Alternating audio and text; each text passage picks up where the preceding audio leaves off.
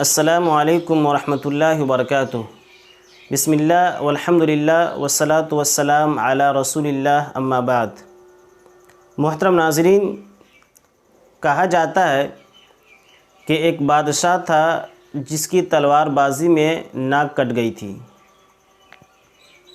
उस बादशाह का आमना सामना एक दिन वज़ीर से हुआ तो वज़ीर ने बादशाह को देखा कि इसकी नाक कटी हुई है तो उसकी हंसी छूट गई। वज़ीर ने जब बादशाह को देखा कि इसकी नाक कटी हुई है तो वज़ीर की हंसी छूट गई, वज़ीर को हंसी आ गई। इस पर बादशाह नाराज़ हो गया और ये हुक्म दिया कि वज़ीर की नाक काट दी जाए। वज़ीर की नाक काट दी गई। अब दोनों छुप छुपा कर रहने लगे। अब बादशाह हैं तो दरबार में तो जाना ही है। एक दिन वज़ीर और बादशाह दोनों को दरबार में जाना हुआ। जब दोनों लोग दरबार में पहुँचे तो सारे दरबारी देखकर हंस पड़े, सारे लोगों को हंसी आ गई। अब इस पर बादशाह इस कदर गुस्सा हुआ कि ये हुक्म जारी कर दिया कि सारे लोगों की नाक काट दी जाए। चुनांचे एक एक करके सारे लोगों की नाक काट दी गई। अब ये चीज़ वहाँ एक रस्म बन गई कि जब भी कोई बच्चा पैदा होता तो उसकी नाक काट दी जाती। इस तरह से लोग वहाँ खुशी खुशी रहने लगे और ये चीज़ अब उन्हें कोई ऐब नहीं दिखती। एक दिन हुआ ये कि कहीं से कोई मुसाफिर वहाँ आ घुसा। जब मुसाफिर उस शहर में उस जगह दाखिल हुआ तो देखा कि यहाँ तो सारे लोगों की नाकें कटी हुई हैं। अब वो सबको हैरान होकर देखने लगा। वो सबको ताज्जुब की निगाह से देखता और वहाँ के लोग इस मुसाफिर को देखकर हंस रहे थे।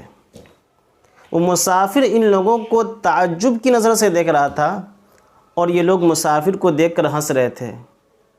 हाँ हो, ये देखो नाक वाला है, ये देखो नाक वाला है। देखिए ऐब कहाँ है? जिसके पास नाक है वो ऐबदार है या जिसके पास नाक नहीं है वो ऐबदार है? जाहिर सी बात है, जिसके पास नाक नहीं है वो ऐबदार है। जिसकी नाक कटी हुई है वो ऐबदार है। लेकिन चूँकि ये लोग इसी के आदी बन चुके थे, उन्हें ऐसा ही माहौल मिल गया था, उनका समाज ऐसा ही था कि सबकी नाक कटी होती, तो एक नाक वाला शख्स इन्हें मायूब नज़र आने लगा। मुहतरम नाज़रीन, यही हाल आज हमारा है। आज हमने ज़ईफ़ मौजू और मन घड़त किस्से कहानियों को अपना दीन समझ लिया है।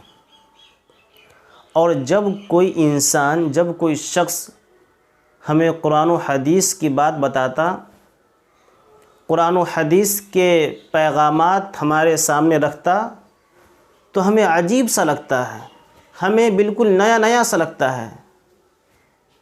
और हम ये कहते हैं कि ये तुम कौन सी बात कह रहे हो, ये तुम कहाँ से लाए हो, ये तुम नई बातें कहाँ से लेकर आए हो? हमने तो अपने बाप दादाओं से कभी ऐसा नहीं सुना, हमने तो ऐसी कोई चीज़ देखी नहीं अब तक। जबकि अल्लाह रब्बुल आलमीन का इरशाद है, इत्तबिउ मा उन्ज़िला इलैकुम मिर रब्बिकुम, तुम्हारे रब की जानिब से जो नाजिल हुआ है तुम उसकी इत्तिबा करो, यानी कुरान मजीद की। मुहतरम नाज़रीन, कुरान ये अल्लाह की किताब है और हदीस रसूलुल्लाह सल्लल्लाहु अलैहि वसल्लम के अक़वाल, अफ़आल और तक़रीर का नाम है और दोनों वही हैं। अल्लाह रब्बुल आलमीन ने दोनों की हिफाजत की ज़िम्मा ली है। दोनों एक दूसरे के लिए लाज़िम मलज़ूम हैं। कहने का मतलब ये है कि हमें अल्लाह के वही की इत्तिबा का हुक्म मिला है, न कि इंसानों के अक़वाल और अफ़आल के। कुरान अल्लाह की किताब है, हदीस अल्लाह के रसूल सल्लल्लाहु अलैहि वसल्लम का कौल, आपका फ़ेल और आपकी तकरीर का नाम है।